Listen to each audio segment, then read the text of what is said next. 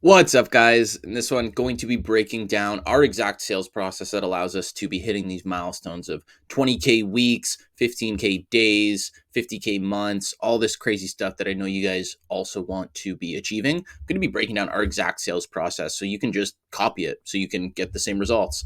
And so, first things first, I'm just going to be walking through our paid acquisition process. So, everything from paid ads. I'm not going to be talking about organic acquisition in this video. I'm going to make a separate video on that because this video would just be way too long if I was combining them both. So I'm going to be breaking down our exact paid acquisition sales process. We have made some tweaks here and there recently, and so I'm going to go over all of that in this. And I'm going to lay it out step by step so you can just pretty much copy this blueprint and implement it over into your business so that you have a system that you know works, knows get results, and you can just, tweak it, fine tune it to fit your specific business, your niche, all that sort of stuff. So first things first, guys, if you want to have a more in-depth walkthrough of each individual aspect of this sales process, we have a completely free course and community called Inside AI Academy. I'll drop the link below this video if you want to check that out. I'll go more in depth on how to set up each component of this process here, of this paid acquisition system, but let's get into it. So first things first, we start all the way down here with the meta ads, right? We're running exclusively right now Facebook and Instagram ads. We are going to be exploring more on the LinkedIn side of things. But first things first, let's take a look at the ads. So as you can see here, don't want to be moving that. As you can see here, we're running Facebook and Instagram ads exclusively. And so we do extensive testing with the creatives, right? Because it takes a while to find winning creatives sometimes. Sometimes you get them right away. Sometimes it takes a while. The first ads we launched immediately were winners, crushed it, which doesn't always happen. And so we're still testing other creatives, but we keep this one in rotation because it's performing super, super well. And we show you how to set up those ads inside of the free course and community. But right here, so we set it up. The way we set it up is we'll have, the campaign, right? As you know, Facebook, the campaign, the ad sets, and the ad levels, right? And so we run multiple ad sets. I just put 3 ad sets here just to make it a bit easier just to show you guys. And so we have the ad sets, and then inside of each ad set, you have the ads, and you can see each unique creative. And we're using the same 4 creatives in each ad set, and each ad set has different targeting. So let's say the campaign as a whole, right, is holding all the ad sets inside of it, as you can see here. And then inside of these ad sets, there's the ads. And so what we do is, let's say this targeting, we're targeting solar. I'm just going to use basic targeting for this. Solar, agencies, and dealerships. Let's say those are the targeting. So now each ad set is targeting a different audience, right? There might be some overlap, but we're going to be targeting primarily solar, agencies, and dealerships. And then we have the 4 creatives, whatever they may be, right? The 4 creatives, we set them on dynamic creative. And so that way we can test 4 different creatives, or I'm just using 4 as an example, but you might test 5, 10, whatever it is, depending on your ad spend. And so you don't want, if you're starting out with ads, you don't really want to go below $10 per ad set. So if you have $30 to spend per day, do 3 ad sets. If you only have $10 to do per day, do 1 ad set with multiple creatives inside of it. And so what we're doing is we set dynamic creative. And if you're not familiar with dynamic creative optimization, what that does is you can put multiple creatives inside of one ad, multiple headlines inside of one ad, multiple body or multiple copies for the primary text inside of each ad, inside of each ad set. And then that way it will automatically test out the different combinations of creatives, ads, creative headlines, and primary text together to see which ones are performing the best. And then you can go in, take a detailed look at what's performing the best and optimize it. And so that's how testing is super efficient. And then whichever creative is winning, maybe you have 2 that are really popping off and doing super well, then you can take those out of the dynamic creative, relaunch a new ad set with just that creative by itself with the targeting that's doing the best. And that's how you find winners. And so typically what you want to do is we'll have about 60% of our ad spend running on winners just to keep our lead flow coming through. And then we'll spend about 40% testing other creatives. You can play around with that percentage. That's what we do. We do a lot of testing. And so in terms of the dynamic creatives here, once you find what ad set as a whole is doing the best with the targeting, what creative is performing the best, what headline and what primary text are performing the best, you take all those winning components, launch a new campaign with just those aspects, and then that should be your winning campaign. And then you can keep cycling in new creatives and the dynamic creative, new headlines, new primary text, and just keep testing everything out. And so that's how we set up the campaigns. That's a general overview. We show you exactly step-by-step how we set up our campaigns inside of the community if you want to see a more in-depth walkthrough. But it's about a 20-minute video, so I want to be able to get through this whole process here for you. So from the ads, we send them to our free community, Insight AI. We experimented with sending people to just straight to a funnel, right? To about a five-step funnel. That's qualifying, all that sort of stuff. And we still have that, but we put that after the free community because, as you guys know, same as YouTube, content, all other aspects, you want to build an audience. You want to have a core group of people that are your audience. They trust you, they know you, they like you. And that way you have a group of people that you can buy from, or that can buy from you, that you can turn into clients, you can turn into customers. And that's what we're doing with Insight AI Academy. And it's growing very, very fast. We're spending about $250 a day, and we're Canadian, and we're growing at about 50 to 80 members per day. Like this screenshot here was 520. This was a few days ago. I put this in here. We're at about 850 members now. And so we're sending people from the Facebook ads. Let me zoom in a little bit more here. We're sending people from the Facebook ads. And so school is unique, right? Because usually you'd send them to a VSL page, the first step of your funnel. You have a VSL there, they watch it, and it builds a bit more intrigue. They start to know, like, and trust you a bit more. And so with the free community, what we do is first we have a mini VSL, right? It's like a 7-minute video where we're just showing them what they will get inside of the community. And so then there's going to be a percentage of people that do join.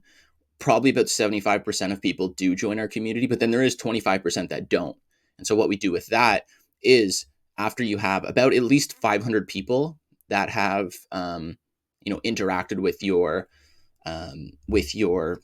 your school, you'll have a big enough audience to where you can create a retargeting campaign. And that's what we did. You create a lookalike audience of the people who interacted with your page, and you also have your pixel set up, right? So you're getting this data sent through.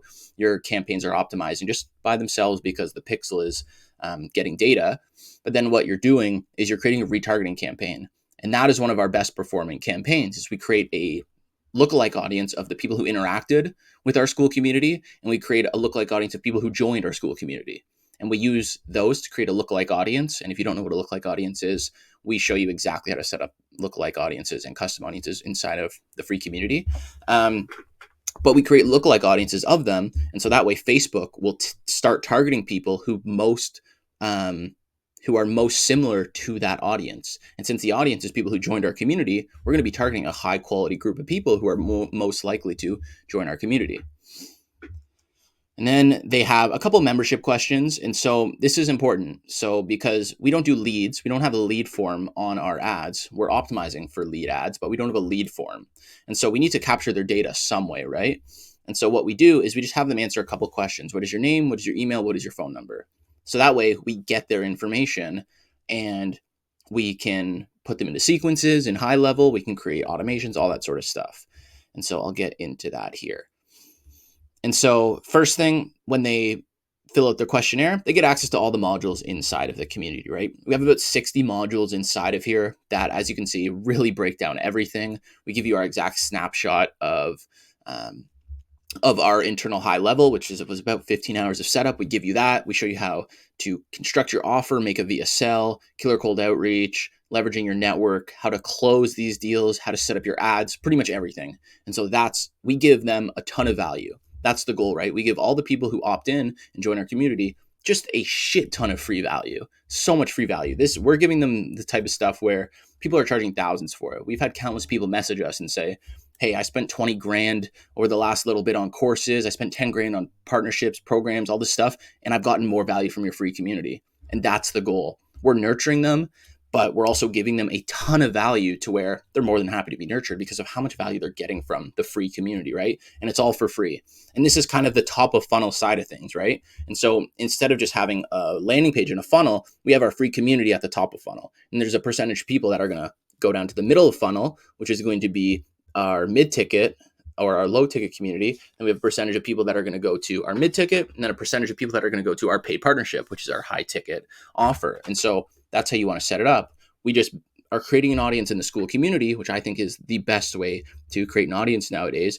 And we're funneling them by giving them a ton of free value to where we're not forcing them to go through the funnel, but they're getting so much value that they're like, wow, I can pay $50 a month for the low ticket offer. If I got this much value for free, they're probably going to give me a shit ton more value with the gold community. And then they're probably going to give me a way more value for the partnership, right?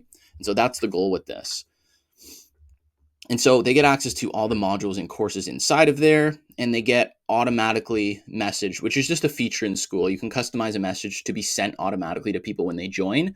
And we get that. That'll get not many responses. We'll get maybe 10, 15% of people responding. But then we have a setter who's in there, and their sole job is to message these leads, get to know more about their situation, have a genuine conversation with them to build up that trust factor. And then the goal is to either get them into our low ticket community, which is only $59 a month, or to get them into our partnership. And so our setter here is trying to either get them to the gold community and or have them book a call on our calendar. And so that way we can close them.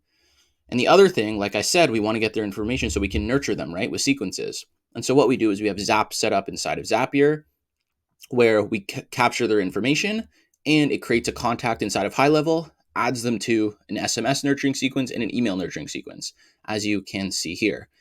And then they also get moved into a pipeline where we have a triager who's going to call them. They're going to follow up with them 3 times to call them, just get to know about their situation, see if we can help based on their situation. If they're unqualified, we'll just tell them, hey, go through, consume all the content inside of the free Skool. And once you maybe close a client or, have a bit more knowledge on the space, then we can book a call and it really help take you to the next level. And if they are qualified, our triager will go ahead and book them in for a call, or he will send them to the VSL page, which I'll get into in a second here, because it's a little different when they go through the triager because it's somebody on our team versus if they're booking right from an email or a text or from the Skool. But as you can see here, all these channels here from the Skool, from the setter, from the triager, and from the sequences all lead to the VSL page. And so we've experimented with not sending them to the VSL page, but we found we got way too many unqualified bookings because our community is free, right? There's no barrier to entry. You can just have no knowledge, you can have no money, you can have nothing, you can join, which is the goal. We're fine with that. We want to build up a good community of people who want to learn, but a lot of the people will book calls when they can't afford the partnership or they're not in a space to where it would benefit them to be a partner with us. And so we put in our funnel again to qualify these leads. And so if they are coming from the Skool or the email or SMS sequences, they will be going through this themselves. But if they come from the triager, which I'll explain first because the triager is slightly different, our triager is on the phone with them, he's speaking to them, and he sends them over the VSL to watch it. And he's asking them the questions on the qualification questionnaire to make sure they qualify. And then the triager is booking them in himself through filling out the questionnaire on Calendly and then booking them in. And he's telling them to watch the VSL video beforehand. But that's a slight exception because the triager is booking them in, right? But 90% of the time or 80% of the time, it's going to be them self-booking, right? So they're coming from the Skool, they're coming from the SMS, the email sequences, or the setter is sending them the calendar link or the booking link to go through the VSL. So first thing is our VSL page, right? And this is where you want to be giving them a kind of a sneak peek into what you're going to be doing. You want to be building a ton of intrigue. You want to be handling the main 3 objections that they're going to be having on the call. You want to pre-handle those before the call. And then you want to make it so that after they finish the VSL, they should want to buy from you much more than they did before they watched the VSL. And we go way more in depth into how to set up your VSL in the free community. But in terms of your VSL page, that's the main goal of the VSL. So the main objections we handle is it's too expensive. And we handle that by telling them how much value they're going to get and the 100% success rate we have with our clients and our guarantee and all that sort of stuff to handle that. The other objection is it going to work? And with that, we touch on the demand for AI, how every industry needs it, how if businesses aren't implementing it now to get ahead, they're going to be forced to implement it down the line just to keep up with everybody. So that handles that objection. Then the third objection, which we don't get a ton, but we do sometimes, is that we're too young. Why should we trust you? I'm 20 years old, right? My business partner's 19. Everybody on our team is the oldest person on our team is 24. Everybody is younger than that, other than that. So That's the other objection. And we just kind of lay down our credentials, our credibility, what we've done in the space, what we've done with our old agencies, all that sort of stuff, just to handle that. And so when we go through all that, we lay out what they're going to be getting from working with us. At the end of that VSL, they are going to want to book a call that much more, which is the goal, right? And then to build even more credibility, we have the testimonials below the VSL, and then we have demos of the AI so people can hear. And then let's say they watch the VSL, and after they're like, holy crap, this is amazing, I want to book. But we don't want anybody booking, right? Because if we just let anybody book, you're going to get a lot of unqualified bookings. So the next step is a qualification page. And this is where we ask just 2 quick questions, 2 simple qualifiers. And one of them is, do you specifically own an agency, consultancy, or high ticket online business? And if they need to answer, yes, I own this business, or I'm looking to start one. And if they answer no, I'm going to leave this page immediately, they'll be disqualified. And then the next one is, what is your current monthly income? If you have a business, your MRR. If they pick 0 to 5K, they'll be disqualified. Anything above that, they're good. And so as long as they answer the right answers on here, they'll get sent to the calendar page. And let's say they're unqualified. They answered that no, they're going to leave this page immediately, or they're making 0 to 5K a month right now. They'll get sent to our disqualified page, which is just a page there with just me in a video saying, hey, unfortunately, you don't quite qualify to work with us one-on-one yet, but no worries. We still have a ton of free resources that you can use to potentially work with us in the future. And so it's just a 1 minute, 20-second video. And I'm just telling them that, hey, unfortunately, you don't qualify right now, but in the future, we'd love to work with you, but you need to do this, this, and this. But we still have a ton of free resources that can help you a lot. And so we still want to give them value, right? Even if they can't book a call with us, you want to be giving as much value as possible. And so on the calendar page here, this is where they book, right? Simple Calendly booking. They pick their time. They answer some qualifying questions. And then this way, our triager has the info. Our closer also has the info that they can see.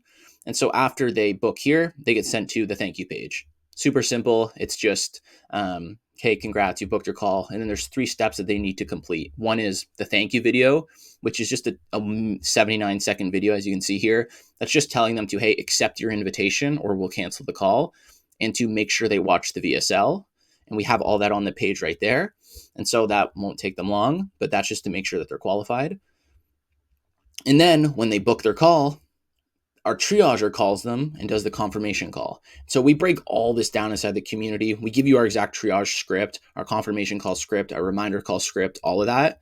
And so what happens here is our triager confirmation calls them. And all they're doing on this confirmation call is they're just making sure that all the info they submitted is accurate and they are really qualified. Because occasionally, for whatever reason, people will lie. You'll have people who say they're making 100K a month, say they're making 10, but they're actually making 10K. We've had people who picked that they were making 10K a month on the questionnaire, but we're a Fortune 500 company.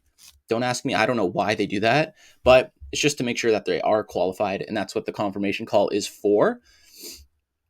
And so what we're doing here is exactly that, making sure they're qualified. There's a list of qualification questions, making sure they're financially qualified, they're looking to move forward as soon as possible, and they're the main decision maker. That's the main aspects we want to qualify, but it's also just building rapport, making them know, like, and trust you a bit more. And it's also another touch point before the call. And then they have email and SMS reminder sequences that are, they're sending them testimonials, confirmations, and reminders leading up to the meeting.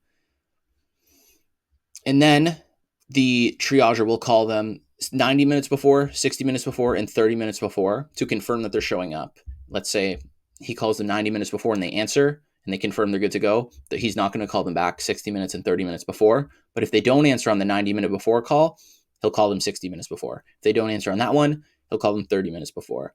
And then if he doesn't answer on that one, our closer will join the call and wait 5 minutes. If they don't join, then they'll leave. And so let's say the triager calls them to confirm them and they cancel. They get sent to a cancellation sequence in our high level. We have a lot of automation set up on the back end, which we give you. We show you how to build. If you're a partner, we build all this for you. And this is just nurturing the people who canceled, try to get them to book back in. And then the other option is the prospect reschedules. Only allow 1 reschedule. People will try to reschedule a lot sometimes. So only allow 1 reschedule. Assert yourself as the authority and don't let them do what they want with your time, right? And then we put them in a reschedule sequence, which is also another automation to remind them of their new rescheduled appointment. And then let's say they no show, which is the worst case. They no show to the call, but it does happen. And then they get put in a no show sequence. For us, if somebody no shows and they want to get back on the call with us, they have to pay us $100 or we're not taking the call, because you just wasted our time, you wasted our consultant's time. And at that point, we're not going to let you just book another call because you might no show again, right? And so the only other thing is the prospect shows up, we close the deal. And that is the outcome. That's what the whole goal is. And that's what this whole process is about. And the whole idea of this and why it's so extensive is to make it so that by the time they get on the call, our closer doesn't have to push too hard. They're already so sold because of the free value they got from the school, from all the information they got from the qualifying page, the VSL, the sequences, the setter calling them, booking them, and the triager calling them, confirming them, the thank you page, the sequences, everything leading up, the reminder call, everything is nurturing them to make sure they are as warm of a lead as possible and as easy to close as possible. Because at the end of the day, that's all you want, right? Close the deal, get your client results, and scale your business. So guys, I hope this gave you a ton of value, because this is our exact sales process for paid acquisition. I'm going to make another video on our organic acquisition process. And so guys, you guys can copy this exactly. That's what I made this video for. Take everything I talked about, copy it exactly, use it in your business so you can hit the same milestones we are: 20K weeks, 15K days, 50K months. That's the goal. And I'll see you in the next one.